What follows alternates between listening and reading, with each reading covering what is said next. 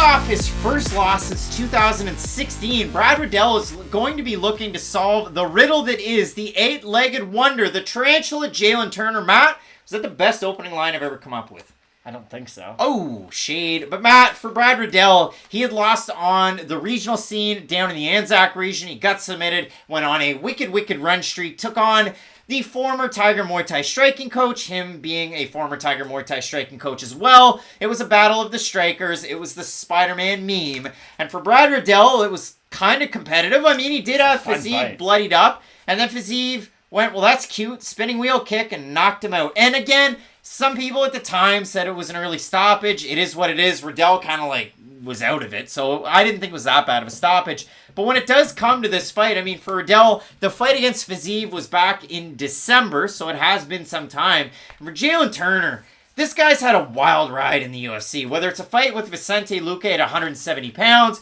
whether you look at another one of his losses against Matt Frevola where he gets totally out-wrestled, he's really come back from those stronger. He's on a 4-fight win streak, finished Joshua Culibao. That win ages well, even though Culibao jumped up to take it. Beat Brock Weaver badly. Beat Uros Medic badly.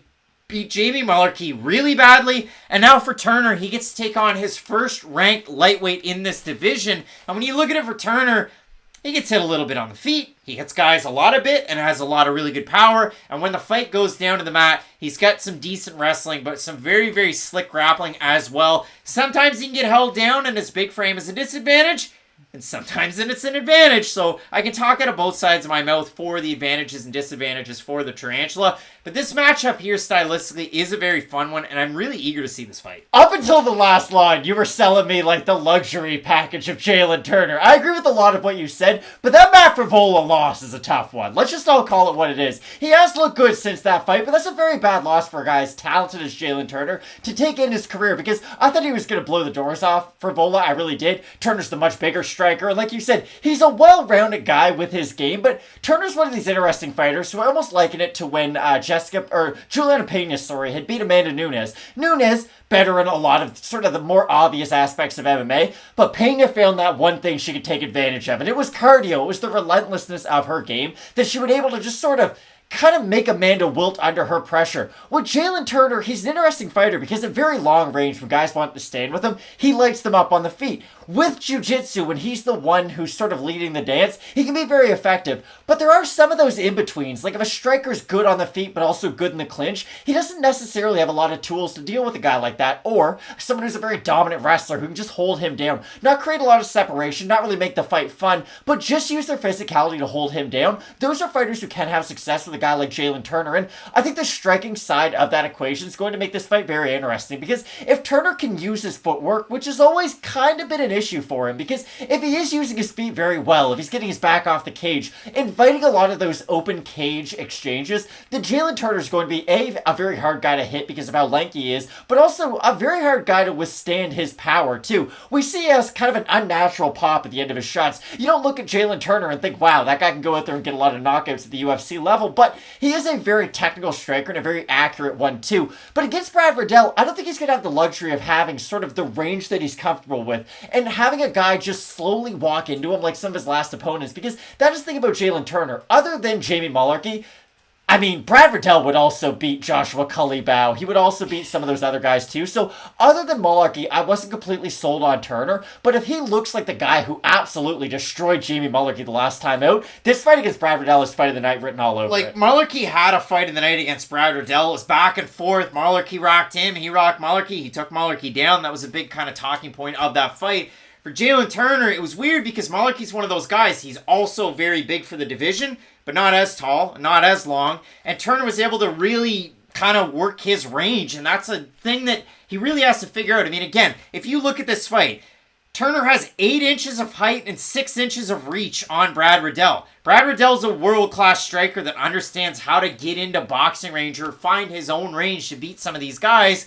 But on the flip side, Brad Riddell's been hit at long range as well in the UFC and rocked. And when I look at Brad Riddell and his wrestling, it can be a positive to mix things up in some of his fights. But in this one, Like, Matt Frevola is a wrestler, and a wrestler that's going to hold you down. Brad Riddell's a wrestler that's going to mix it in to work some of his striking. I think if Brad Riddell's going to be taking Jalin Turner down, something went wrong in the striking. But the flip side is, Matt Frevola's a guy who can't take a shot in the feet at all, and Jalin Turner can hit pretty hard. So, if you think Jalin Turner has good stopping power on the feet, you would think, hey, he'd probably be able to clip Matt Frevola at least one time. So, you can bring up some caveats for both guys in their previous fights. My big point is, what's Jalin Turner going to do to deal with Brad Riddell when he's in the pocket? I don't really know, because Turner's not someone who throws a lot of knees or jumps into them. He's someone who will box and try to circle his back off of the cage. When you're circling your back off of the cage a lot of times, it's going to invite some of the hooks from Brad Riddell, which are by far his best weapon, and that's why I do think styles make fights. You can point to the fact that Turner beat the brakes off Mullarkey, and Mullarkey had a close fight with Riddell. That has nothing to do with this fight. Mullarkey's taken a lot of damage since that first fight with Riddell, and he has not been the same fighter since his first fight with Riddell. Who did he take damage against?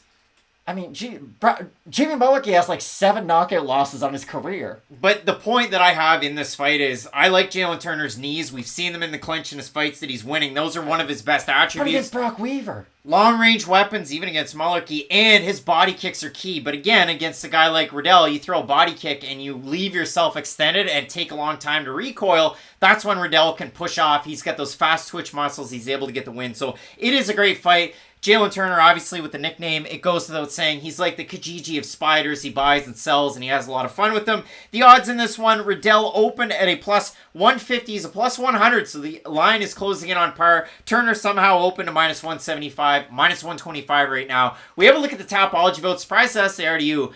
I'm assuming Brad Riddell is going to be a favorite with the fans. I'm going to say over under 65% Riddell. I think Turner's going to be the favorite.